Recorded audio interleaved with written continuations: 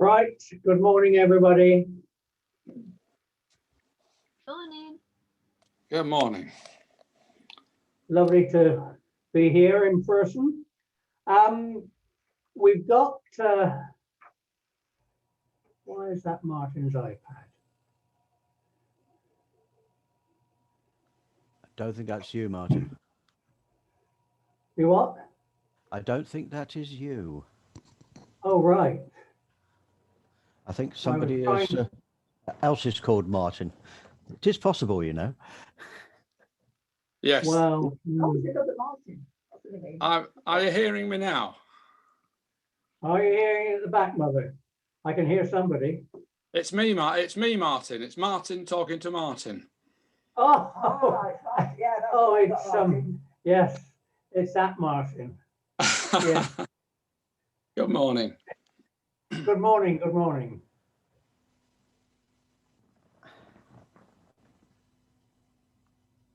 Right, yes, let's see, try one more time.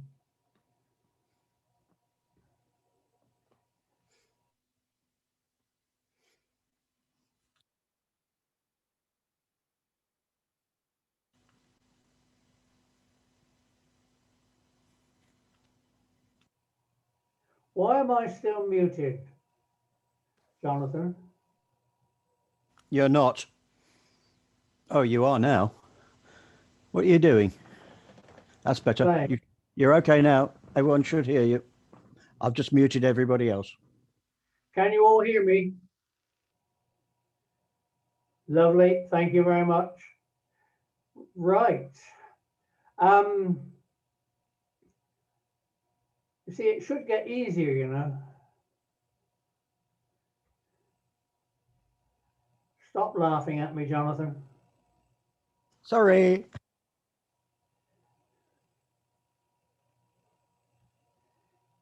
Right, we've got some little bit of housekeeping to do before we start. We've got one more Zoom before our summer break, and that will be on the 9th of August, and then we'll break and reconvene on the 6th of September. So we have a 9th of August in 2 weeks' time, and then we're back on the 6th of September. 9th of August, we'll do the madness, apparently, of King George, not of me or Judy, and finish him off. And then into September, we'll start on George IV and the Regency and all that goes with it. So, with no more ado, I shall change seats with Judy and we'll make a start.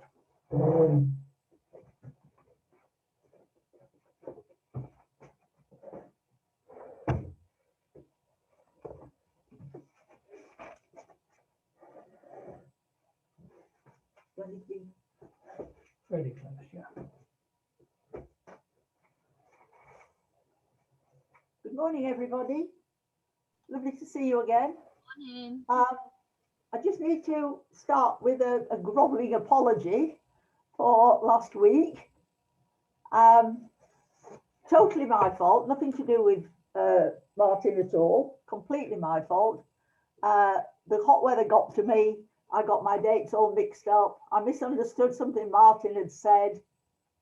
And as a result, you were cancelled at the last minute because I wasn't even ready last week. I was having a lie-in.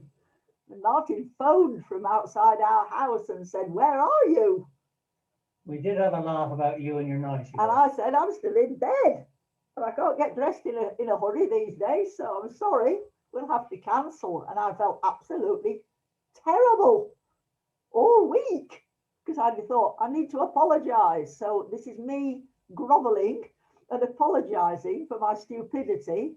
I can't cope with very hot weather. I know a lot of you probably can't, but I turned into a scrambled egg and made quite a lot of other errors of judgment during the week. So I really am sorry. I apologize. So the loss of the American colonies, which you know, I'm sure you know, George III is remembered probably for only two things, really. The loss of the American colonies and the fact that he went mad, which is a very sad way to remember somebody who was a king for such a long time and was so well-meaning and full of good intentions.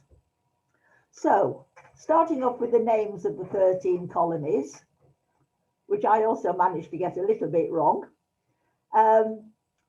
Pennsylvania, Rhode Island, New Hampshire, Delaware, Connecticut, Georgia, Maine, which if you look up, if you Google Maine, was in the 13 colonies, then wasn't, then was back in again, rather a strange history.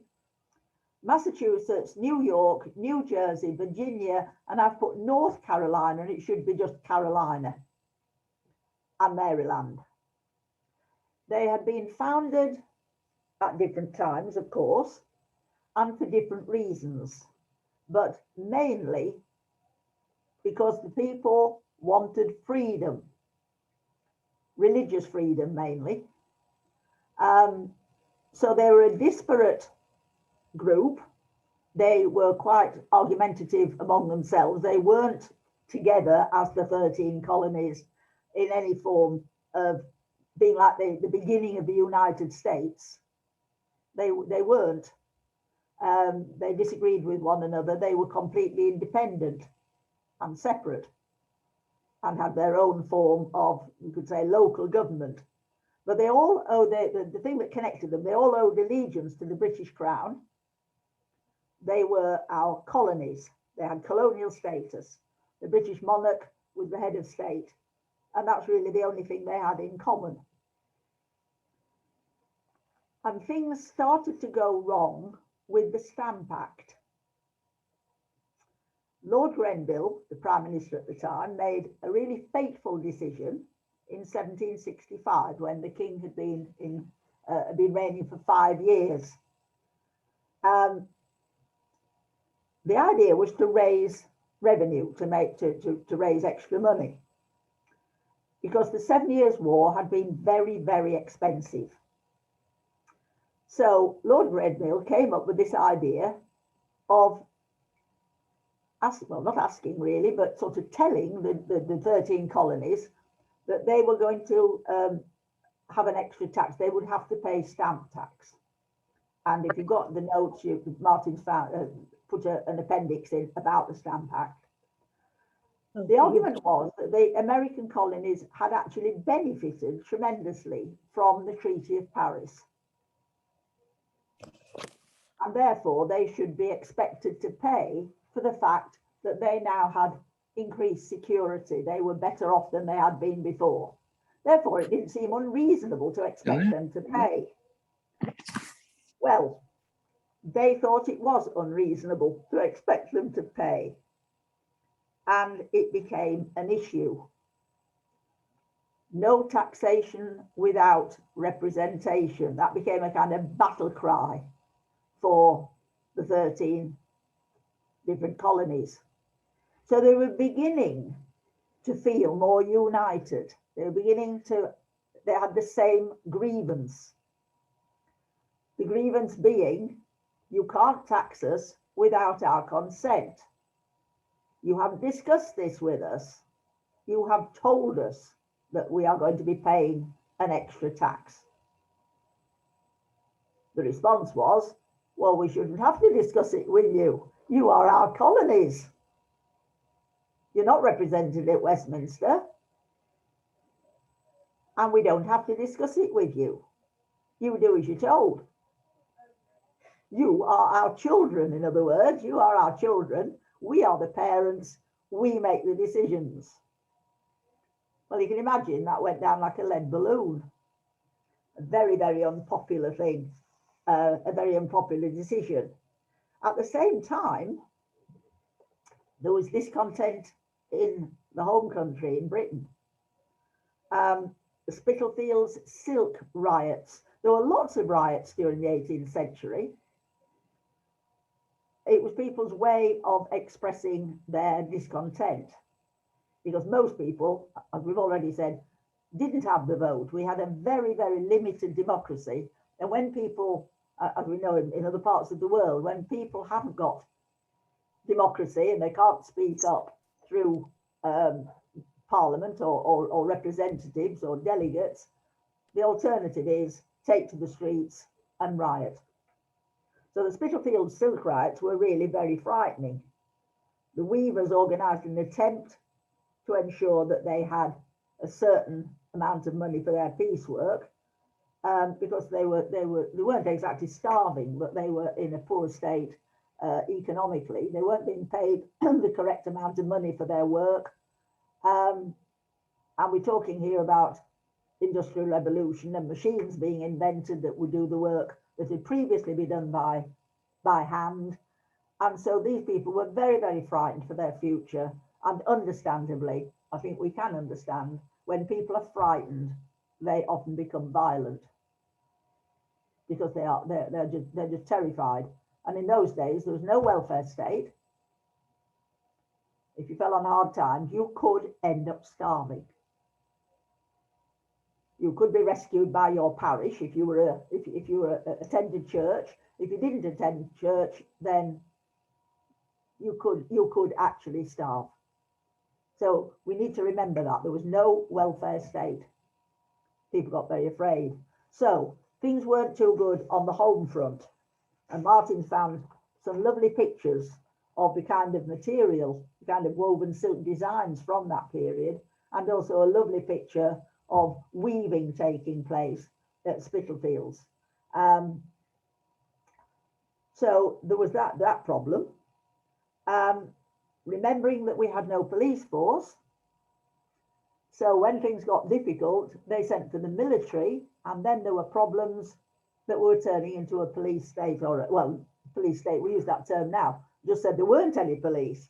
We were turning into a military dictatorship, because the military was sent for crowd control.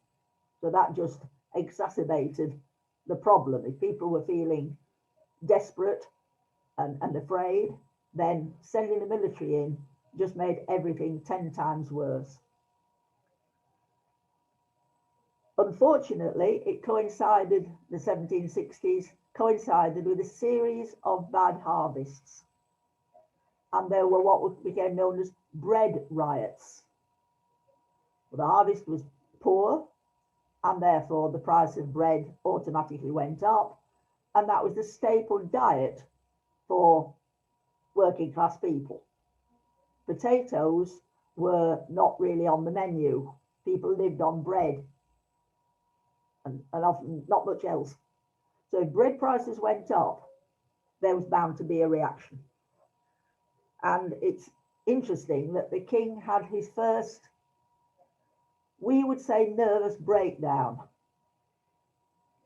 at this time. He suffered from anxiety, although that wasn't actually diagnosed, but we would say now that he suffered from anxiety.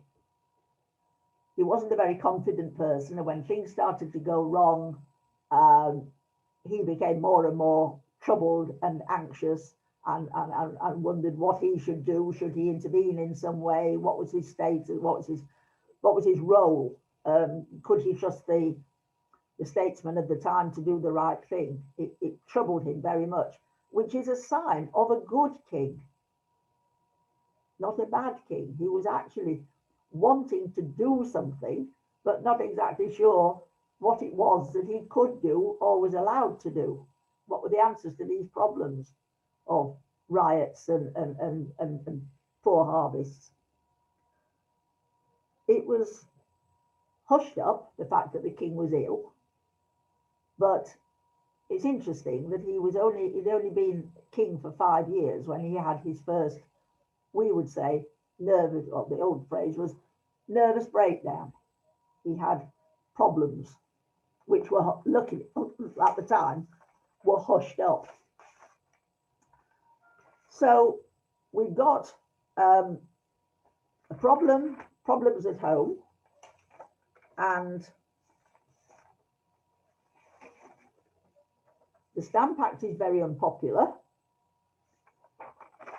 And not only that, the king is ill.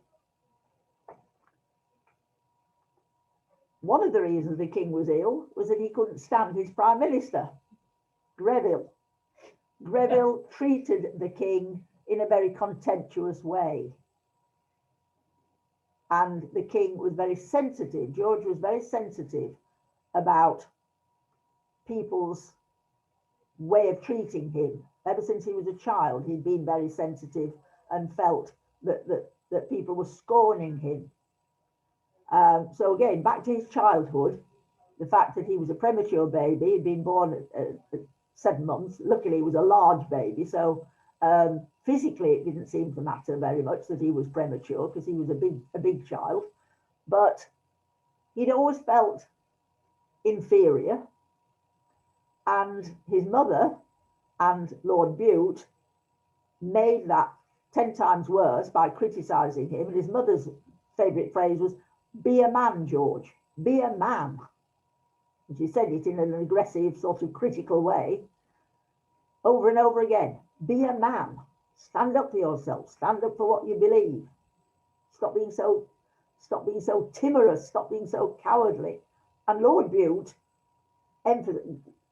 made it worse by emphasising the same thing, that George was a timid, awkward teenager, and Lord Bute kept trying to make him stand up for himself and be more assertive, but using exactly the wrong methods, undermining his desire to be assertive. He just didn't really know how to be.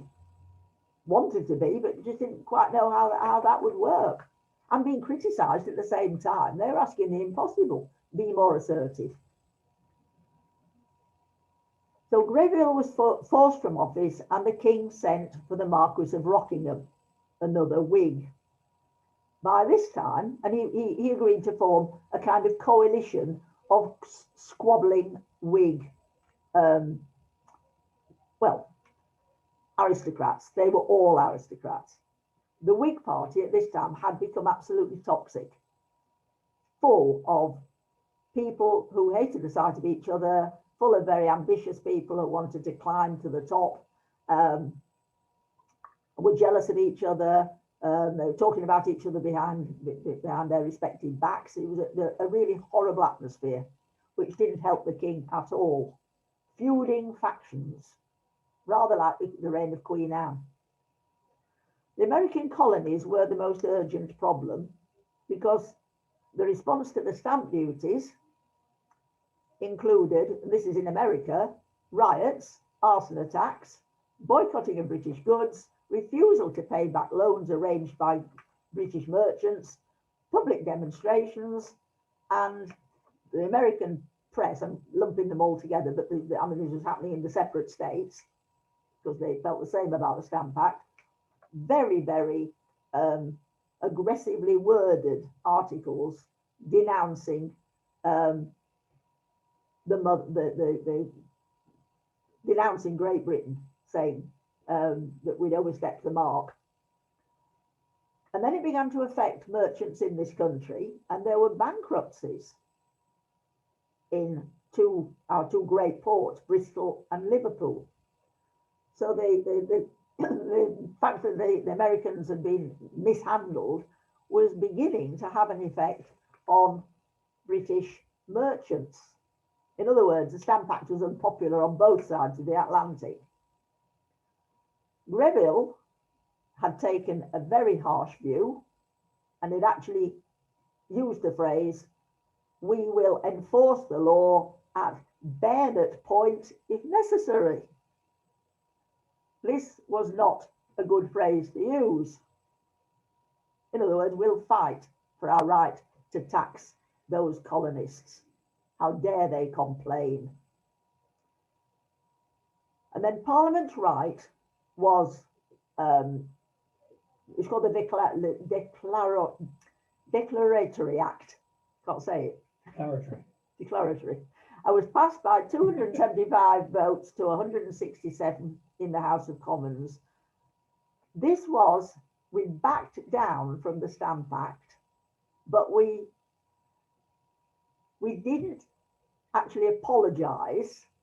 We said, we've got the right to tax you. We're removing the Stamp Act because it's causing such an amount of trouble, but we reserve the right to tax you anytime we want, so don't think you've escaped. So rather aggressive in tone. And you can see how popular it was, 270 votes to 167, just to show the colonists that they needn't think they'd won. And Greville made the comment, it is clear that both England and America are now ruled by the mob.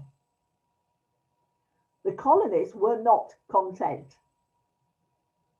The idea was that they would calm down now because the Stamp Act as such had been removed from the statute book. But no, because of this other act, emphasising the right of Britain to tax the colonists anytime they chose, and it was quite harshly worded, insultingly worded, it made everything worse. It wasn't a concession. Well, it was a concession, but it didn't come over to the Americans as a concession. Very badly mishandled. Rockingham, who the king liked and trusted, had to resign owing to ill health and the collapse of the Whig coalition anyway. And the king then invited the elder Pitt to become prime minister and then raised him to the peerage as the Earl of Chatham. But he's always called the elder Pitt because then his son became prime minister in due course, and is called the younger Pitt. Poor Earl of Chatham, very, very ill by this time with gout and serious depression. We know now it was depression. It was called melancholia in those days. The ministry only lasted for 2 years. The American colonies were still causing a huge problem. And then there are all these changes of prime minister, which is dizzying and ridiculous. It's a bit like the reign of Queen Anne. Trying to understand the politics of the reign of George III is a nightmare. But at last we are on to something we can understand. The king invited Lord Frederick North to form an administration. And he's the poor old prime minister who goes down in history as the worst prime minister of all time. The man who lost America. So poor Lord North is stigmatized as if he never did anything else in his whole life except mishandle the American situation and lose the colonies. And of course, the poor guy had done a lot more in his life. The king wouldn't have chosen him to be prime minister if he had been a complete failure throughout his life. And the wonderful thing from the historian's point of view is that Lord North stayed in power for the next 12 years. So we can kind of cope with that. The king, to put it into perspective, King George had been in power for 10 years by this time, and he was on his 7th prime minister. Which is pretty amazing if you think about it. 10 years, he'd reigned 10 years, and Lord North was the 7th prime minister. Quite ridiculous. Politics in the reign of George III is an absolute nightmare. My husband did it in his 3rd year as a special subject, so I asked him to help me with this, and he said he couldn't remember anything about it at all. So that wasn't very helpful. Move that back a bit, so it's a bit of fading. Yeah. Oh no, that's better, worse. Well, we'll see. Let's see. Right. So everyone commented on the fact that the king had matured well. He was gaining in confidence. He got strong, sound views. The public liked him because of his very, very fine, upstanding family life. The king was puritanical in nature, by nature. He had an exemplary family life. He was faithful to his wife, which is quite unusual for the Georges, and in fact for many kings. They felt that it was incumbent upon them to have mistresses to show how manly they were. George believed in being absolutely faithful to Queen Charlotte, and he produced, or she was producing, a baby every year, so the succession was safe, and they were beautiful children. The king and queen lived, we've mentioned this before, they didn't live in an extravagant manner, far from it. They were very careful with money, appreciating the fact that it wasn't their money, they hadn't earned it, it was public, they were being publicly funded through the taxes. And the king was friendly, and although he was quite nervous, he would overcome his nerves to a great extent. And when he met members of the public, he actually introduced the idea of a royal walkabout, although he never got the credit for it. He would go up to people of any class and just enter into conversation with them.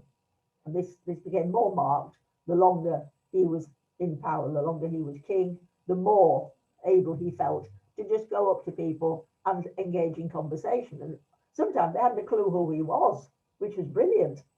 They had no idea they were talking to the king. And he would have fascinating conversations, asking them about their work, often farm labourers. And then they would say to me, well, I've heard the king is a very plain man, he dresses very plain. And the king would say, yes, I believe he does. So he had fun talking to people who didn't recognise who he was at all. Nowadays, we would think that was absolutely wonderful. Oh, we do. If royalty or famous people are engaging and not snobbish and conceited and arrogant, we think that's good.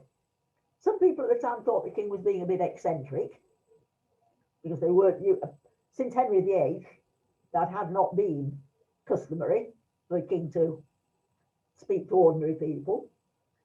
But certainly, at the same time that he was getting more confident, gaining in confidence, he was also becoming less flexible in his views. Unfortunately, that coincided with the American colonies feeling extremely stroppy about various things, not just the Stamp Act.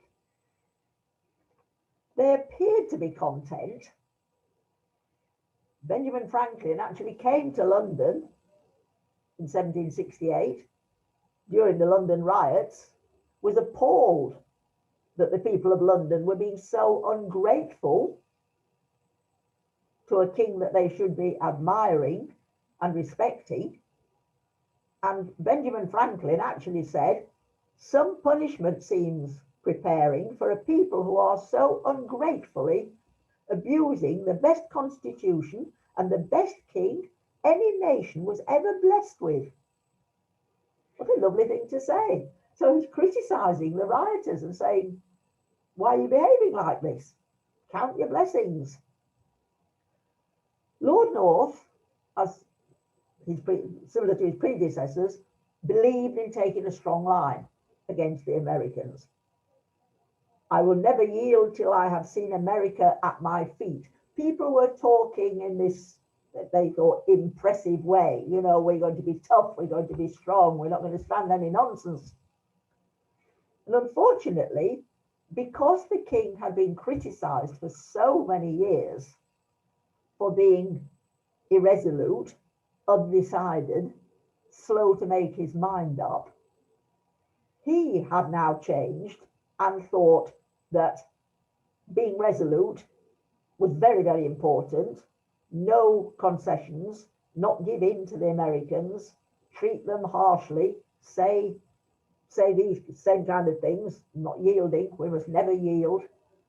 It was an unfortunate coming together of different opinions and different ideas, just at the time when somebody should have been conciliatory. Somebody should have been looking at the situation with the American colonies and treating the whole situation in a different way, trying to understand their point of view. Nobody seemed to do that. Nobody seemed to look at it from the American point of view. Nobody was willing to, today we'd say, arbitrate between the two sides. So both sides were sort of making these very assertive comments, and when those comments were transported across the Atlantic, it made the situation worse. It definitely made people feel that there was going to be trouble.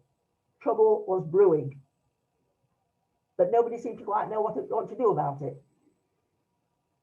So the steps leading to war, I think we've all heard about the Boston Tea Party. 1773, this was a tea ship belonging to our East India Company, huge trading company, vastly rich.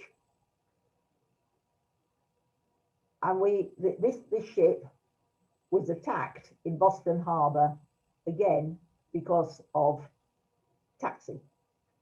A number of Bostonians dressed themselves up as Indians, Mohawk Indians, Red Indians, and a cargo of tea worth £18,000 was tipped into the water, and the harbour went brown, as you can imagine it would. Still water and lots of tea being tipped into the harbour. This was to demonstrate their resentment at having to pay tax on tea without their consent. So we're back to no taxation without representation. The response from Great Britain was punitive, and that was the wrong response. We should have been conciliatory. We weren't. Missed that golden opportunity of perhaps changing the course of history. The British Parliament, Lord North, and the government decided that they were going to take a very, very strong stand. Closing the port of Boston, that wasn't a very good idea. And this is what was said: the sovereignty of the king over the colonies requires a full and absolute submission.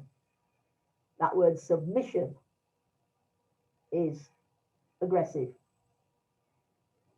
In other words, we're not going to discuss this at all. You submit. You have behaved very badly. Again, it's like a teacher or a parent bossing a child around, a teenager. We all know how well that works. Ordering people to do things, ordering a teenager to do something, it's not a good idea. So His Majesty's dignity demands that, until the submission be made, the town of Boston, where so much anarchy and confusion have prevailed, should cease to be the place of residence of its governor. Orders were sent to Massachusetts that offenders must be dealt with harshly. They must be taught a lesson. Local courts refused to comply. Of course they did. And so the courts were closed down by Great Britain. So it's totally the wrong way to treat this mounting situation, this developing situation. The colonists decided that closing the courts was an act of tyranny. And you can see their point of view. What was going to happen then if they didn't have any courts? Military law, tyranny, dictatorship. And at that point, the colonists started to prepare for war. The other thing we need to remember is that communication in those days was very, very slow. It took weeks for messages carried by ship across the Atlantic. It took weeks and weeks for messages to pass to and fro. And in a month or 6 weeks, which is how long the voyage sometimes took, situations could develop. So everything was behind where it should have been. So we would get a message that they weren't very happy, by which time they weren't just not very happy, they were absolutely furious. They were absolutely determined to declare war on us. we were because of that situation, we weren't keeping up with developments in the 13 colonies. So we were told that they were preparing for war, that was military equipment was being collected and stored at a place called Concord, 20 miles from Boston. British troops were sent with the simple task. The orders were, go and destroy these stores, find them and destroy them. And they arrived at Lexington, which is famous for being the first battle of the American Civil War, the War of Independence. The colonists had been forewarned that the British troops were coming by a famous ride, a man called Paul Revere, who rode until his horse had practically collapsed, rode through the night to warn the colonists that the British troops were on their way. It's an argument about who fired the first shot. Nobody seems to quite know. The British troops fulfilled their objective. They did find the cache of weapons and ammunition and so forth at Concord, and they did what they'd been asked to do, destroyed it. But what they hadn't bargained for was sharpshooters. The colonists were all trained with guns because they had to shoot when they first arrived in the colonies 100 years previously. They had to hunt before their crops grew. They lived by hunting animals, so they were all pretty good with a gun. And this explains why the Americans are still, while there is a gun lobby in America, and while they are very sensitive, if anybody says you've got to give up your firearms, you've got to give up your guns, because so many innocent people get shot in America, because of this culture of every American citizen having the right to bear arms. And it dates back to this period when they were defending they were defending their colony, they were defending their rights, they were fighting on a matter of principle. And one of the principles was that they should be allowed to have all these things have been taken off them. Their courts, their governor had been told he couldn't live in Boston anymore, which is the capital of Massachusetts. Lexington was the first battle. What the British discovered was that the American colonies were not going to be a pushover, which we apparently thought arrogantly. You know, they're simple people, they're farmers. They'll be easy to subdue. You know, we'll just go there mob-handed and sort them out. What they hadn't realized was that the American colonists were very good with guns called sharpshooters, and they didn't fight according to the way people have been taught at military college in this country. They hid behind trees and shot people. They didn't play fair. They didn't fight fair. More like commandos. They weren't going to be a pushover. In other words, their cache of ammunition might have been destroyed, but there were other collections of ammunition elsewhere, and the American colonies were all pretty handy with a gun. And we'd underestimated them, which we did many, many times in our history. So Lexington was a rather messy engagement. It's called a battle, but it was an engagement. Both sides claimed victory. We, of course, had to claim victory. There's no way we were going to announce that the bunch of farmers had defeated part of the British army. No way could we admit to that. So we'd have to claim it as a victory, whether it was or wasn't. And of course, the Americans said it. The colonists said they'd won, because there was no way they were going to admit that they'd lost. So it was probably even, both sides claiming victory. And by this time, there was no return, because nobody was willing to be conciliatory. People, the members of the government were making more and more challenging comments We've got to teach them, well, already said, got to teach these colonists a lesson. Who do they think they are, taking up arms against the mother country? You know, they're colonists. Got to accept that. We tell them what to do. They don't tell us what to do. So again, like parents arguing with stroppy teenagers. You say the wrong thing, you don't get anywhere. The first real battle was 1775, Bunker Hill. By this time, people in the government had realised that the American colonies were not going to be a complete pushover. And they'd sent out some well-trained generals, General Gage, Howe, Clinton, and Burgoyne. And the British Army was now taking this matter seriously. The matter in America was turned very serious. But the colonists had an advantage.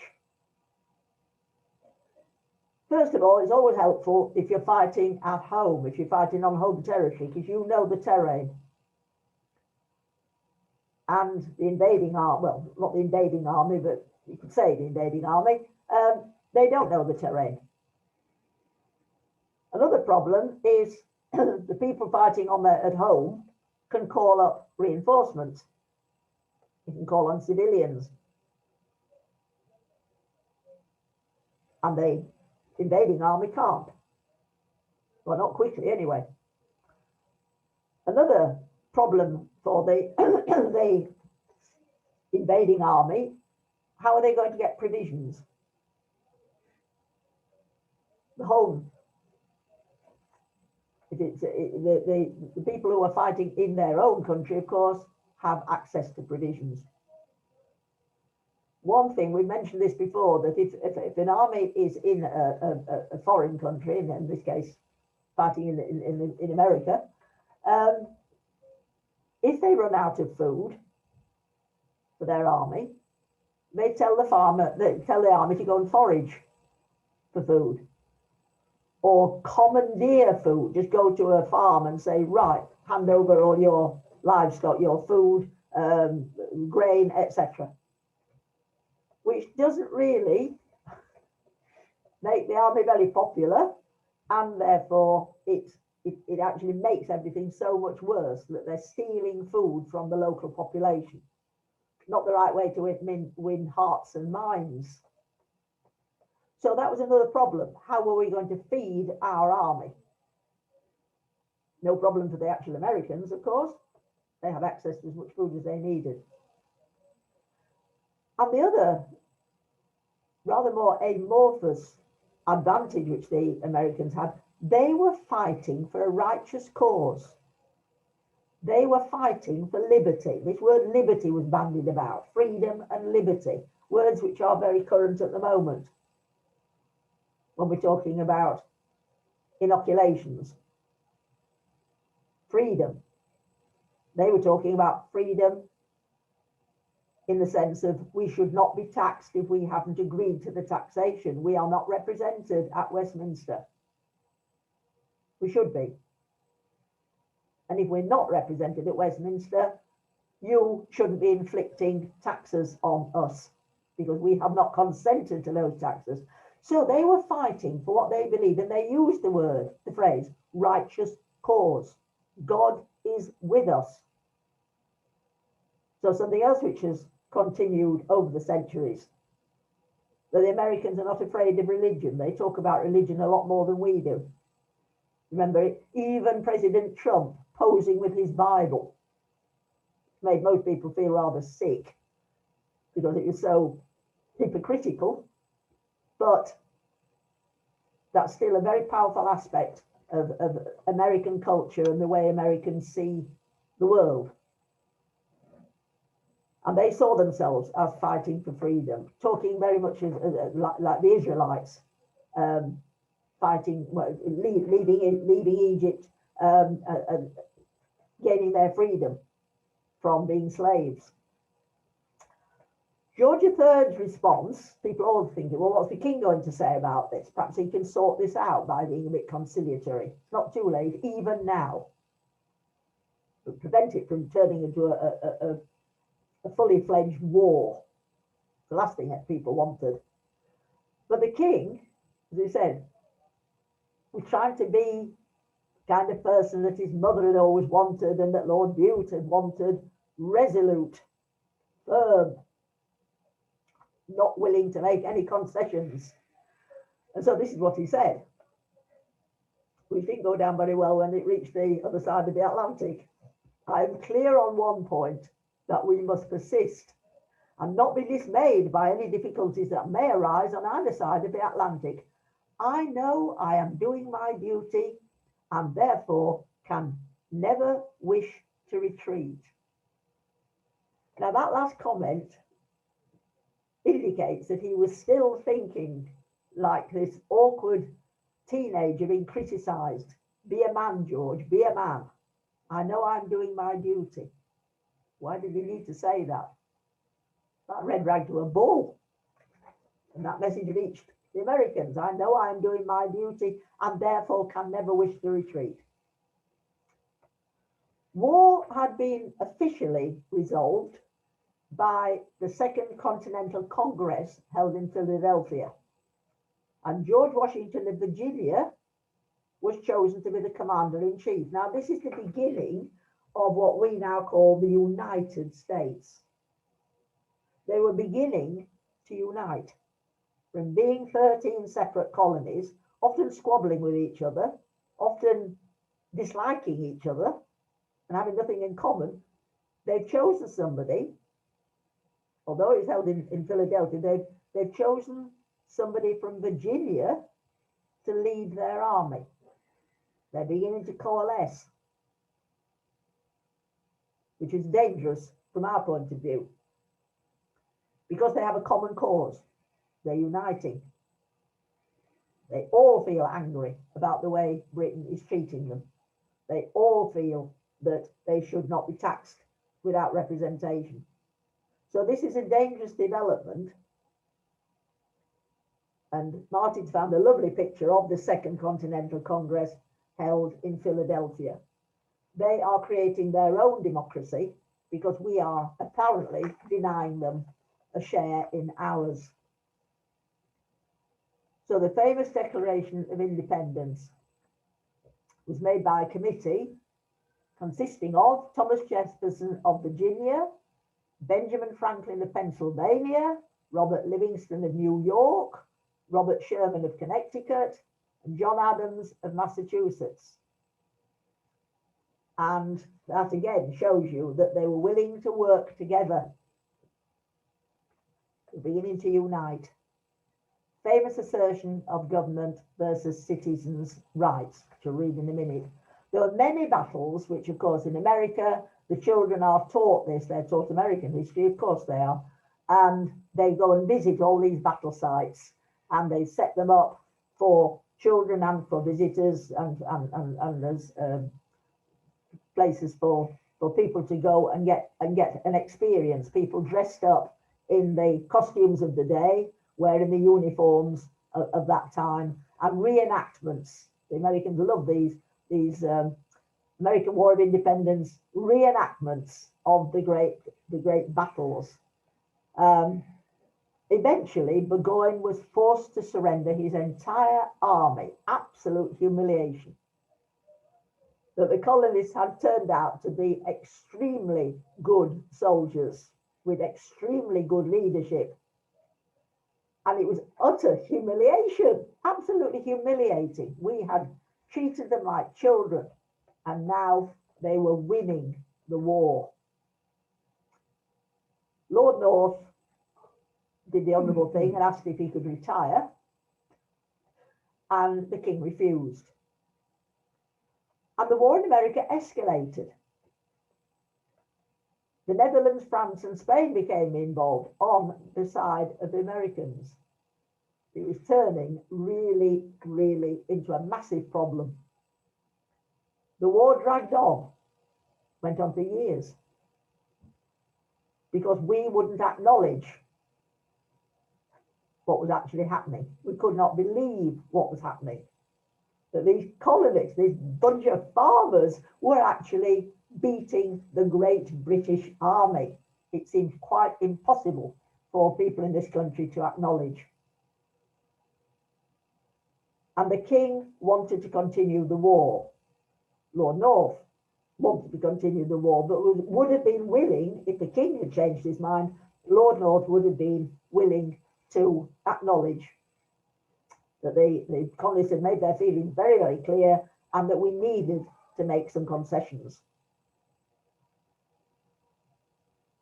But the war went dragging on, and following a disastrous defeat at Yorktown in 1781, when Lord Cornwallis had to surrender 7,000 soldiers, 900 seamen, even then the king wanted to continue the war because he got it into his head by now that you've got to be resolute. He'd got this idea that he must never give in. He'd still got this thing in his head, be resolute, George, be a man, George. And so the war carried on.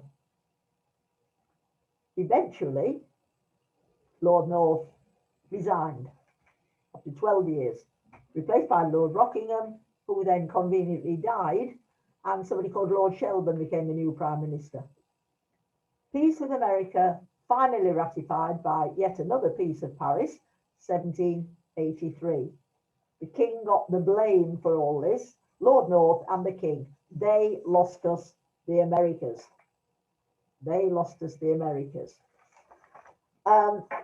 Which, to a great extent, was unfair because it was other prime ministers who had been, who refused to accept what was going on and refused to be conciliatory and refused to send anybody to America to discuss the deteriorating situation.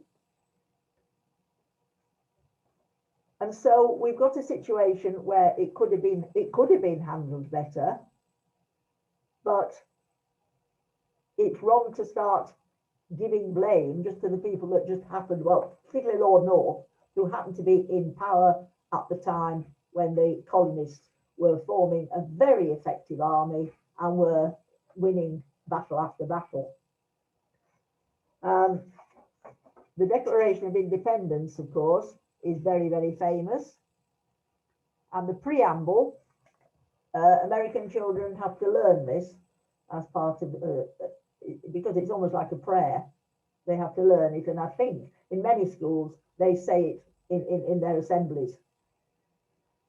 We hold these truths to be self-evident, that all men are created equal, that they are endowed by their Creator with certain inalienable rights, that among these are life, liberty, and the pursuit of happiness, that to secure these rights, governments are instituted among men, deriving their just powers from the consent of the governed, consent being the vital word.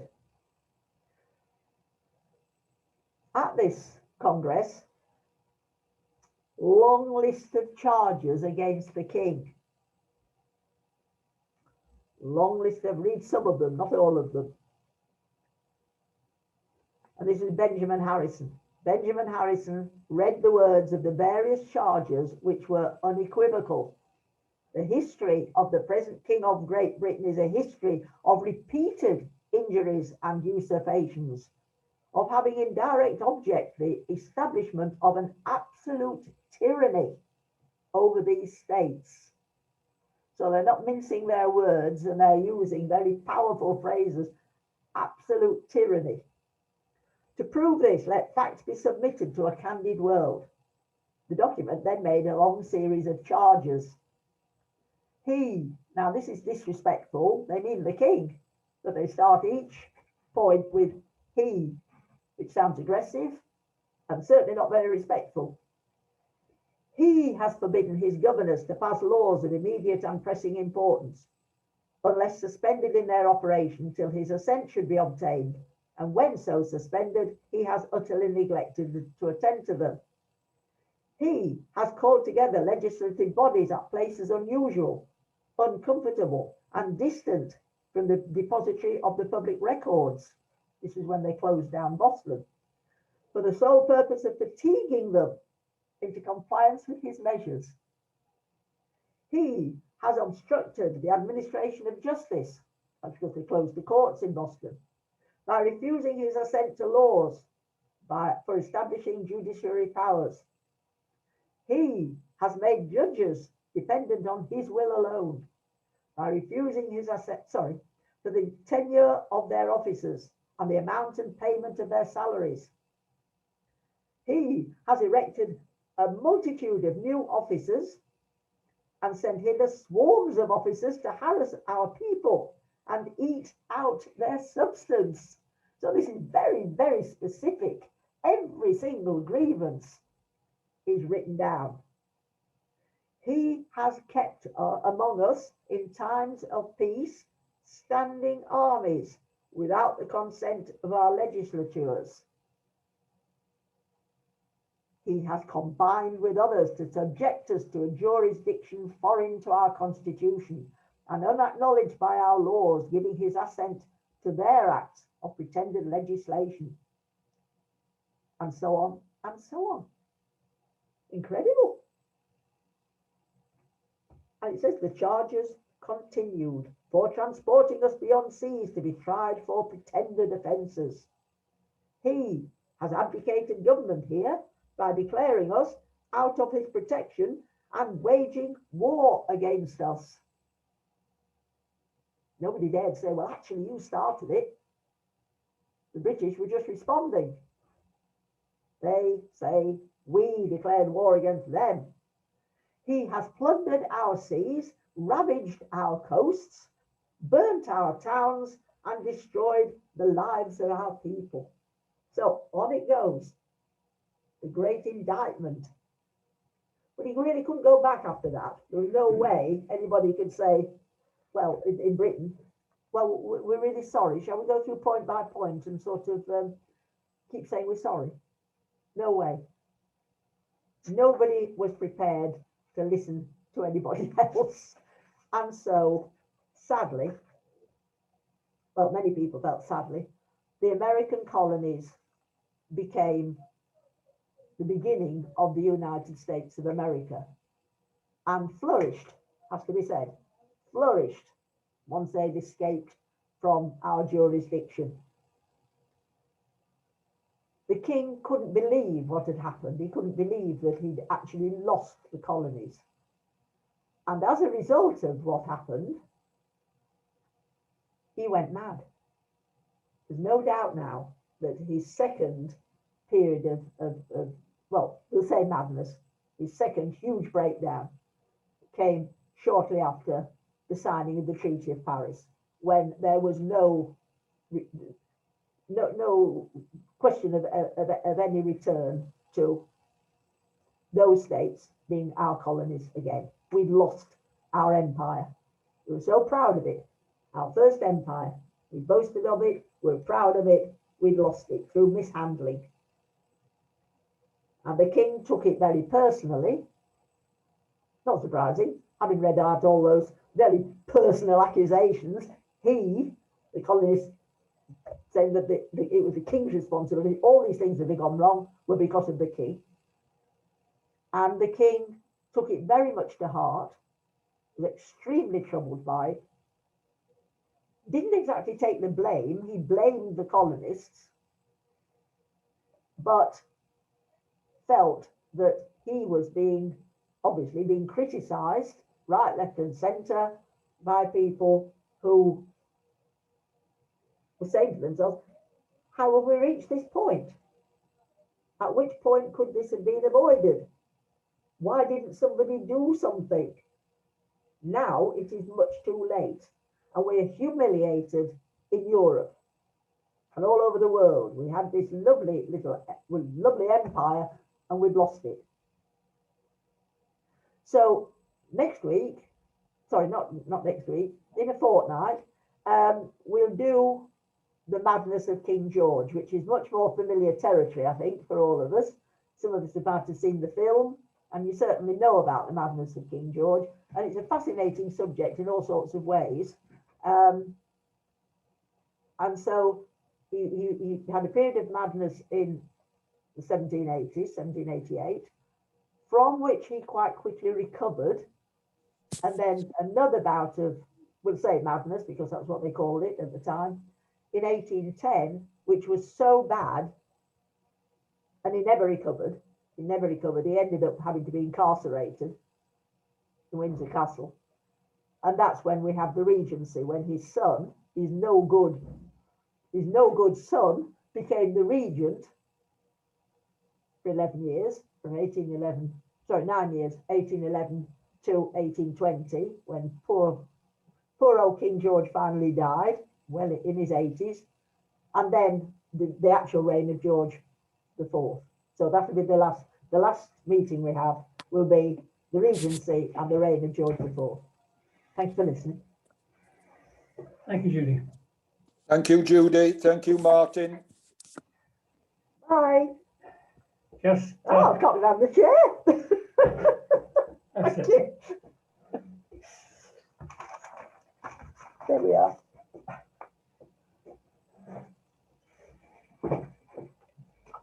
I found it interesting to listen to Judy and to Toby, overlapping as they are at the moment. And a couple of weeks ago, Toby recommended a film I'd never seen, The Last of the Mohicans. And if you haven't seen it, it's available on YouTube.